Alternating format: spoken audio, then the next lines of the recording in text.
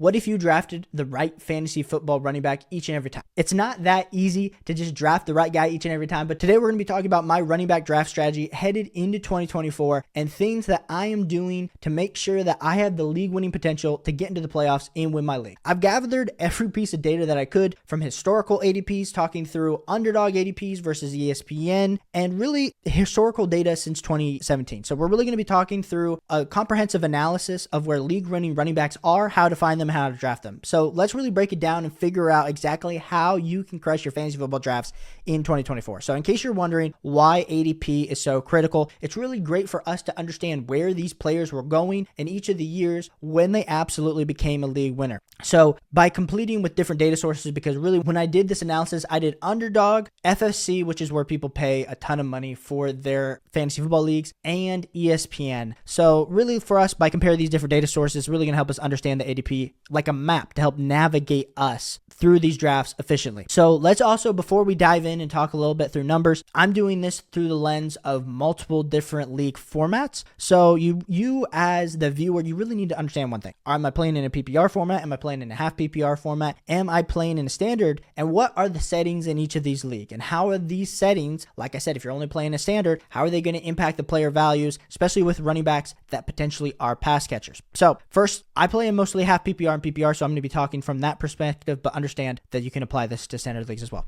So first, let's look at where these league winning running backs historically are coming from. So from 2017 through 2023, the running back dead zone in the middle rounds has been a pretty big thing. And I just put out a video talking about some of the dead zone running backs that I do like in fantasy football this year. But I will say this, if you draft a dead zone running back, let's say you go absolutely zero RB and then end up drafting one of these guys in the RB dead zone, you are missing out on such a huge shot at getting a league winning running back because those guys are typically going within the first 2 to 3 rounds. Because the data does show that the best league winning running backs are often picked in rounds 1 or 2. Between 2017 and 2023, 6 players from round 1 and a couple from round 2 turned out to be pretty big league winners. These players are guys like Christian McCaffrey, Alvin Kamara, Jonathan Taylor. These guys can single-handedly change the course of your fantasy football season. So on the contrary too, talking through running backs that were drafted in rounds 3 through rounds 10, they have significantly less league winning running back upside. So essentially, it's really great for you to understand that your chances of hitting a home run at the running back position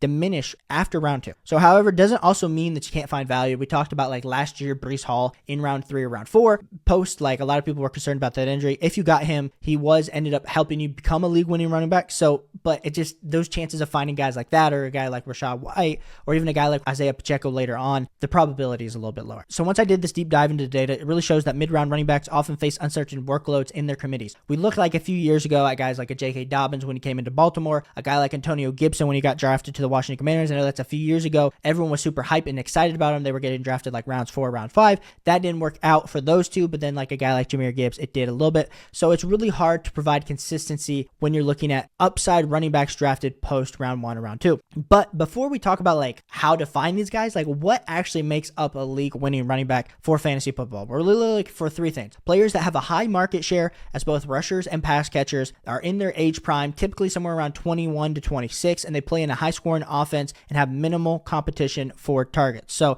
if they really meet those criteria, historically they have the potential to be a real league winner. This is why guys like in the past, like a guy like an Austin Eckler, a guy like a Saquon Barkley, a guy like a Christian McCaffrey, they've been just such valuable picks over the last few years. And they've also checked all the boxes that we've been looking for, even though Austin Eckler, of course, fell off a cliff last season. Additionally, we need to pay attention to the offensive line strength and coaching tendencies. So coaches who tend to favor bell cow running backs and utilize the running backs heavily in the passing game can significantly boost, of course, that player's overall fantasy football value.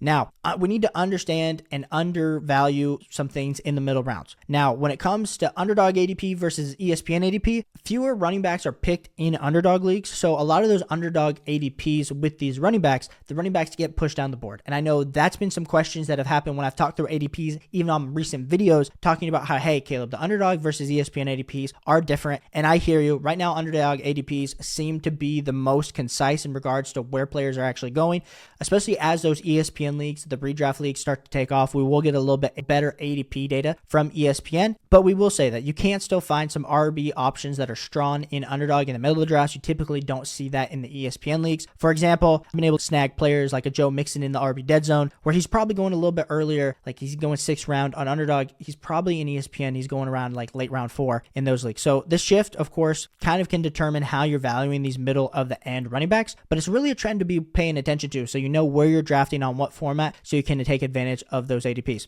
Additionally, in underdog drafts, we kind of talked about this a little bit. 3 wide receivers you start versus 2 wide receivers you start on ESPN. So of course the wide receivers are getting pushed up the board. This also is why it's opening up more opportunities to secure mid-level round running backs in underdog and pushing the running back ADP down the board. So let's talk a little bit about redraft strategy in your traditional redraft leagues. Should you follow the same strategy of pushing the running backs down the board like I might do in my underdog best ball leagues? Probably not. So in ESPN leagues, running backs are still being picked very heavily in the early rounds, just like the historical trends that I was looking at. By the end of round 4, 19 running backs are typically off the board in ESPN drafts, compared to right now only on underdog it's like 14. So there's like a 5 running backs that are getting pushed up the board, pushing everything else up the board. The middle rounds of ESPN drafts are loaded with wide receiver value. Guys like T. Higgins, Tank Dell, Zay Flowers are following. I absolutely love some of those ADPs available in around like late round 4, 5, and 6. So this is really where you need to be pivoting to grab those wide receivers. If I go early running back, maybe I go heavy RB. I get the high T with double RB, and then I'm able to address the wide receiver position. That is kind of working out good in ESPN formats this year, just based on some of these wide receiver values.